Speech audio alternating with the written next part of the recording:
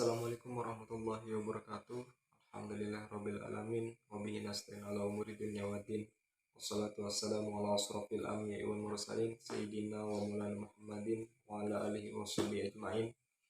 Rabbi sholli sadri wa yassir amri wahlul 'uqdatam min lisani yafqahu qawli. Pertama-tama marilah kita aturkan rasa syukur kita kepada Allah Subhanahu wa taala karena kita hari ini masih diberi kesehatan, masih diberi kekuatan, masih diberi umur yang panjang, sehingga kita hari ini masih bisa melaksanakan perkuliahan dalam keadaan sehat walafiat. Salawat serta salam tak lupa kita aturkan kepada junjungan kita, panutan kita, suri tauladan kita, baginda Nabi besar Muhammad SAW, karena atas berkat perjuangan beliau kita hari ini dapat merasakan indahnya agama Islam.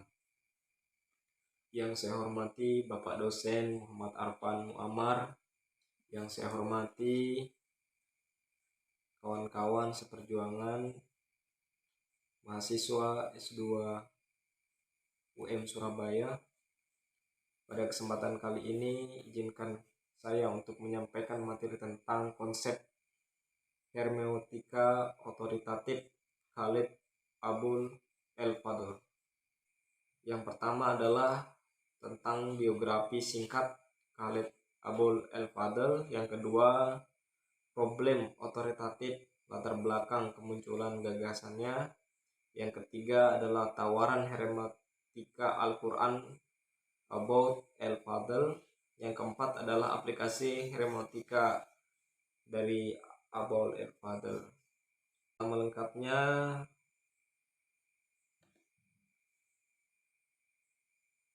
Khalid Medad Abul El-Fadl, populer dengan nama Khalid Abul El-Fadl.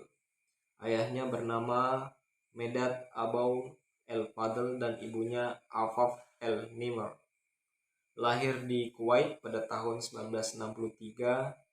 Sebagaimana masyarakat Arab pada umumnya, Khalid sedari kecil telah dididik dengan ilmu-ilmu keislaman, Al-Quran, hadis dan bahasa Arab, tafsir dan tasawuf telah diakrabinya sejak dari sekolah pendidikan dasar. Ketika masih muda, ia dikenal sebagai anak yang cerdas. Pada usia 12 tahun, ia sudah hatam Al-Quran dan hafal Al-Quran. Semasa kecil, selain aktif mengikuti kelas Al-Quran dan syariah di masjid lokal di daerahnya, Al-Azhar, dia juga mempelajari semua koleksi buku orang tuanya yang berprofesi sebagai pengacara. Pada waktu mudanya, Khalid adalah seorang aktivis gerakan Wahabi yang merupakan mazhab negara Kuwait. Namun ia kemudian memutuskan untuk menetap di Mesir setelah dia menyadari adanya kontradiksi dan persoalan akut di dalam konstruksi ideologi pemikiran kaum Wahabi. Khalid memperoleh gelar BA, Bachelor of Art, di Yale Universitas Amerika Serikat pada tahun 1986. Setelah itu ia melanjutkan ke Universitas of Pennsylvania dan selesai pada tahun 1989. Dan pada tahun 1999 dia melanjutkan ke Princeton Universitas dengan spesialisasi dalam bidang Islam Studies, dan pada saat yang bersamaan ia menempuh studi hukum di Universitas California Los Angeles di UCLA pula. Ia ditunjuk sebagai guru besar hukum Islam dengan mengampu sejumlah mata kuliah seperti hukum Islam, imigrasi, HAM, dan hukum keamanan nasional dan internasional. Selain di UCLA, Khalid juga mengajar hukum Islam di Universitas Texas dan Universitas Yale. Selain aktif mengajar di sejumlah universitas prestisius di dunia, ia juga mengabdikan dirinya dalam bidang advokasi dan pembelaan hak asasi manusia, hak-hak imigran, dan mengepali sebuah lembaga hak asasi manusia di Amerika. Pada tahun 2003 sampai dengan 2005, Khalid diangkat oleh George Walker Bush, Presiden Amerika saat itu, sebagai salah satu anggota Komisi Internasional Kebebasan Beragama, International Religious Freedom.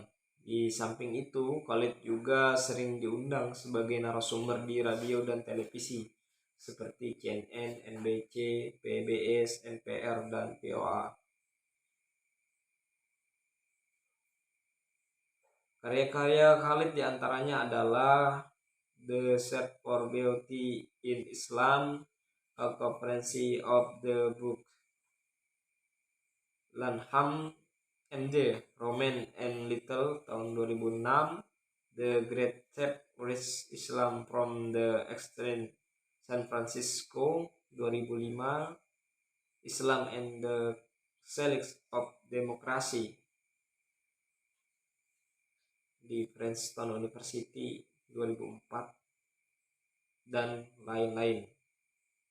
Selain menulis buku, Khalid memiliki paper kuliah yang berjumlah ratusan dan artikel di media massa yang tak terhitung produktivitas. Menulisnya sangat jelas didukung oleh penguasaan yang luas atas khazanah klasik Islam dan keilmuan kontemporer. Problem otoritarisme, latar belakang kemunculan gagasan. Otoritarisme merupakan istilah yang mengacu kepada sebuah tindakan otoritas, yaitu bertindak dengan sewenang-wenang. Dalam bukunya Speaking in God Name Islam Law, Authoritarianism dan Women, Khalid menjelaskan bahwa otoritarisme merupakan pengabaian terhadap realitas ontologi Tuhan dan mengembalikan Tuhan oleh wakil Tuhan, sehingga wakil tersebut secara efektif kemudian mengaju kepada dirinya sendiri. Tindakan demikian berimplementasi pada penolakan integritas petunjuk teks dengan menutup kemungkinan bagi petunjuk-petunjuk tersebut untuk mengungkapkan dirinya sendiri dan mengalami perkembangan dan evolusi makna komunitas interpretasi. Menurut Khalid, tindakan demikian telah mewabah pada masyarakat muslim kontemporer, di mana para ahli hukum telah melakukan penafsiran yang otoritas terhadap teks-teks Al-Quran dan tradisi kenabian.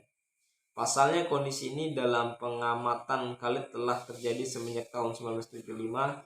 Baginya, para tokoh agama tidak lagi berbicara tentang Tuhan.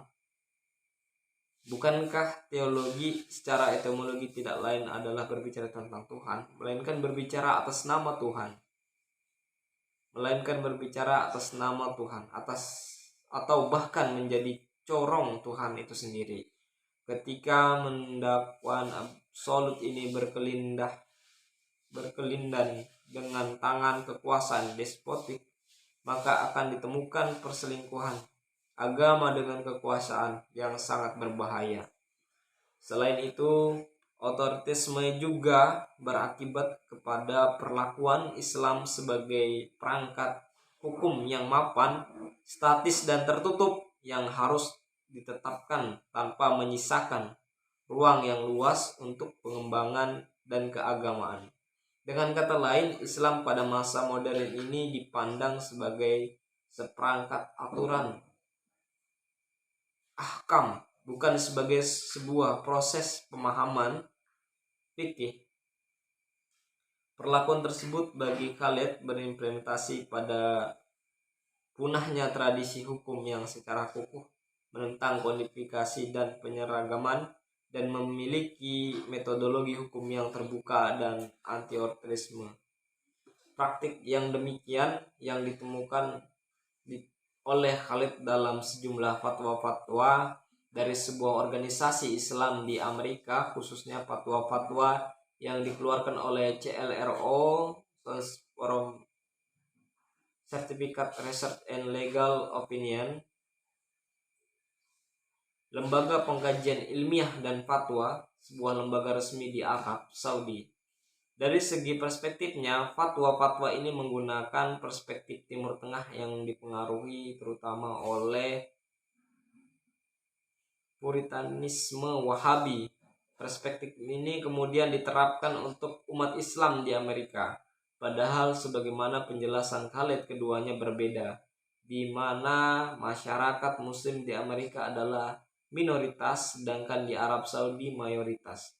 Belum lagi masalah kondisi sosial, budaya, dan sistem pemerintahan.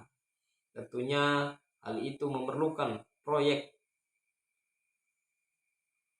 penerapan hukum yang penuh pertimbangan. Mungkin inilah yang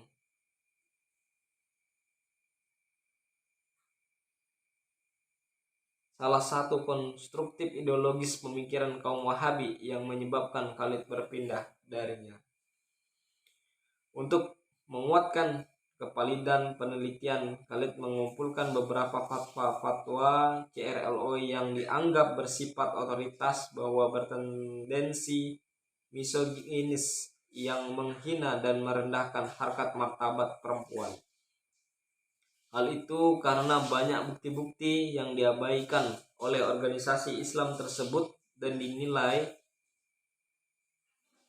Khalid sebagai sesuatu yang sangat dangkal, ceroboh, dan bahkan penuh dengan ketidakjujuran. Bahkan Khalid melihat tidak adanya kesepaduan metodologi pendekatan yang berlandaskan prinsip moral serta jurisprudensi di dalamnya. Secara ringkas, yang mendasari munculnya gagasan Khalid. Tawaran hermeneutika Al-Quran about al-Fadl. Menurut analisis Khalid, perangkat hermeneutika adalah solusi dalam menghadapi fenomena otoritarisme dalam pemikiran Islam, khususnya dalam penelitiannya tentang diskursus hukum Islam, dan ini merupakan prosedur metodologi terkait dengan relasi antara ketiga unsur pengarang, teks, dan pembaca dalam pembacaan Amin Abdullah. Pendekatan tersebut digunakan Khalid untuk memposisikan bagaimana sesungguhnya hubungan antara teks atau nas penulis atau pengarang, author, dan pembaca, reader. Untuk itu Khalid membuat konsep baru terkait dengan teks Al-Quran dan Sunnah, pengarang dan pembaca. Yang pertama, Al-Quran dan hadis adalah teks terbuka. Menurut Khalid, Al-Quran dan Sunnah walaupun berbeda dalam tingkat hierarkinya, haruslah diperlakukan sama. Dalam hal ini baginya, meminjam istilah Umberto Eco, keduanya adalah karya yang terus berubah, dalam artian keduanya terbuka untuk berbagai interpretasi. Asumsi yang demikian akan menjadikan teks berbicara dengan suara yang diperbaharui oleh masing-masing generasi pembaca atau reader, karena maknanya tidak permanen dan berkembang secara aktif. Jadi sebuah teks akan tetap relevan dan mendukung posisi sentral karena keterbukaannya. Para pembaca akan selalu kembali merujuk kepada teks karena teks dapat menghasilkan pemahaman dan imprestasi baru. Disinilah dapat dipahami bahwa Al-Quran dan Sunnah menurut Khalid adalah bersifat bebas, terbuka, dan otonom. Ide yang hampir sama juga pernah disampaikan oleh Farid Essek dalam memahami Al-Quran sebagai pewahyuan progresif. Maka dari itu, untuk menghindari sikap otoritarisme adalah tata cara bahwa teks Al-Quran merupakan karya yang terus berubah atau wahyu yang progresif, sehingga segala bentuk penafsiran dan pemahaman akan terus aktif, dinamis, dan progresif. Dalam analisa Khalid, hal inilah yang dibenarkan secara moral, makna yang stabil, tetap, dan tidak berubah. Maka konsekuensinya adalah teks menjadi tertutup dan menyegal makna dengan interpretasi kesombongan. Interpretasi pembaca. Secara moral, hal ini tidak dibenarkan karena merupakan bentuk kesombongan. Karena seorang pembaca mengklaim memiliki suatu pengetahuan yang identik dengan pengetahuan Tuhan. Dengan demikian, seakan-akan ia berbicara bahwa interpretasi identik dengan makna teks yang sebenarnya. Bagi Khalid, ini akan berakibat kepada hilangnya otonomi teks. Dan secara teologis ini bermasalah karena berseberangan dengan kemutlakan pengetahuan Tuhan. Al-Quran secara tegas menyatakan kemutlakan Tuhan dan pengetahuannya yang tidak bisa disejajarkan dengan pengetahuan siapapun. Kedua, pembacaan dan 5 prasyaratnya.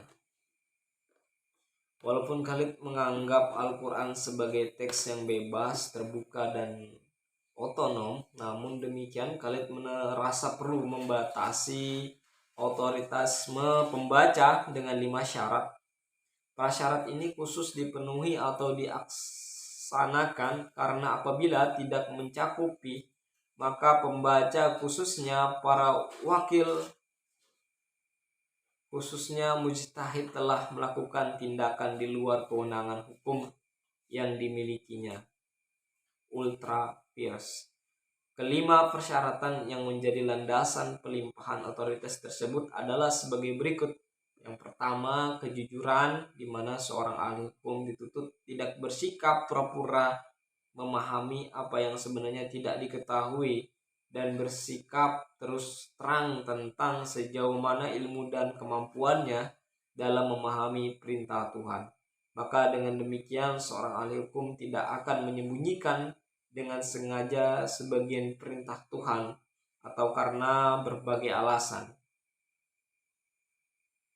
Dengan sengaja mengganti bunyi perintahnya dengan kata lain, tidak membatasi, menyembunyikan, berbohong, ataupun menipu, dan menjelaskan semua perintah yang ia pahami. Yang kedua, kesungguhan di mana seorang ahli hukum harus memaksimalkan kemampuan yang ia perlukan untuk mengklaim secara jujur bahwa dirinya telah melakukan semua hal yang bisa dilakukan untuk menemukan dan memahami petunjuk-petunjuk yang ada dan harus bersedia mempertanggungjawabkan tindakan di hadapan Tuhan pada hari akhir nanti. Di sini Khalid menegaskan bahwa dalam sistem teologi Islam, kewajiban untuk bersungguh-sungguh menemukan dan memahami menjadi lebih besar ketika sebuah hukum bersentuhan dengan hak orang lain. Seseorang bertanggung jawab atau atas keputusannya yang menyesatkan atau melanggar hak orang lain.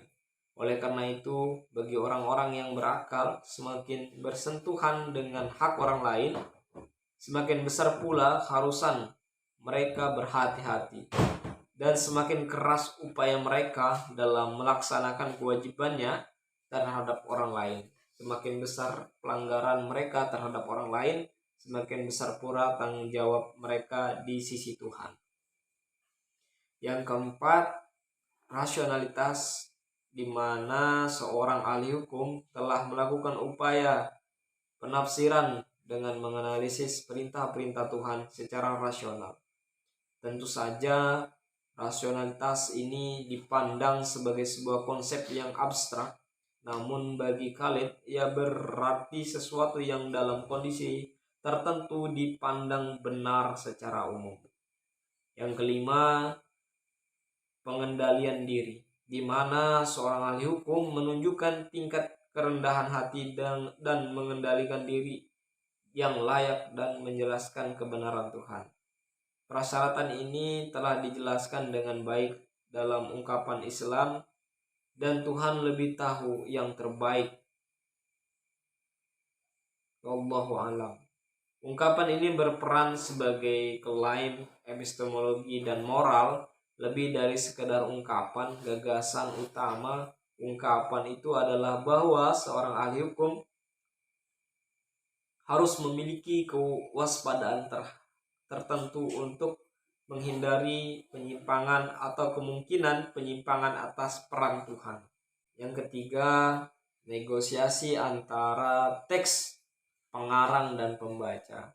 Konsep Khalid mengenai teks Al-Quran, sunnah, dan prasyarat pembaca di atas adalah sebuah konsep untuk mewujudkan sebuah negosiasi makna antara pembaca dan teks yang akan dimaknai. Dalam proses negosiasi itu, Khalid menekankan pentingnya latar belakang sosial historis Al-Quran. Ia menyatakan wahyu selalu dimediasikan oleh kondisi-kondisi historis yang berlaku, sehingga sangat penting untuk menganalisis situasi historis yang menegosiasikan norma-norma etis Al-Quran tertentu. Banyak institusi yang diacu dalam Al-Quran menurut Khalid hanya dapat dipahami jika pembacanya menyadari praktik-praktik historis yang melingkupi pewahyuan teks tersebut.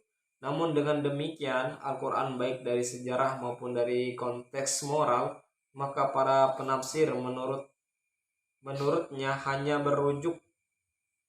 berujung pada pengubahan teks menjadi daftar panjang perintah hukum yang secara moral tidak jelas.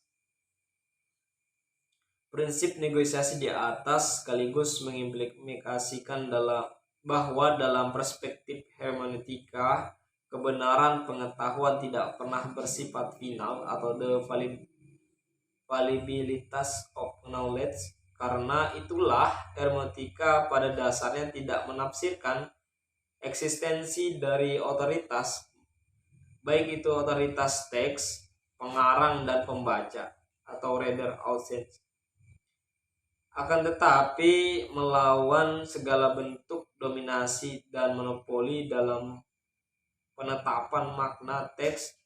Hermeneutika dalam hal ini berada dalam wilayah publik yang hendak mendialogkan berbagai asumsi kebenaran yang datang dari para pembaca teks. Teks sebagai panduan moral tentu bersifat otoritas, akan tetapi tatkala direspon oleh pembacanya bisa saja ia menjadi otoritas. Inilah yang disebut dengan intervensi pembaca teks, human intervention, dalam penetapan makna teks berdasarkan interest atau kepentingan pembacanya. Negosiasi ini dalam pandangan Khalid merupakan bentuk interpretasi otoritatif dengan berdasarkan rasio, bukan interpretasi otoriter yang taklid buta. Meminjam definisi Joseph Finning, di mana akan terciptanya sebuah gerakan interpretasi yang otoritas dan terwujud sebelum relasi yang berproporsional dan proses negosiasi antara teks, pengarang, dan pembaca. Walhal hukum Islam yang dihasilkan tidaklah otoritas dan tidak sewenang-wenang. Negosiasi ini mungkin dapat digambarkan dengan skema teks, pengarang, dan pembaca. Relasi yang proporsional, negosiasi, dan proses. Seperti gambar yang ada ini.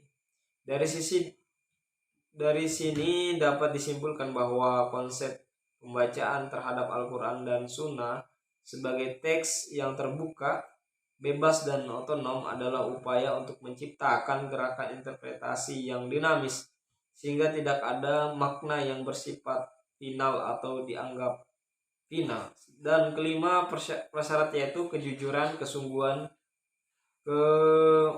kemenyeluruhan rasional, dan pengendalian diri harus dimiliki oleh seorang pembaca.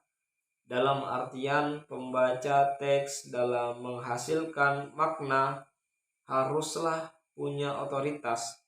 Adanya teks yang otonom dan pembaca yang otoritatif akan menghasilkan relasi dan proses negosiasi yang proporsional, hingga tidak ada lagi pembaca yang sewenang-wenang dan bertendensi menindas Kemungkinan inilah yang dimaksud Khalid dengan hermeneutika otoritatif.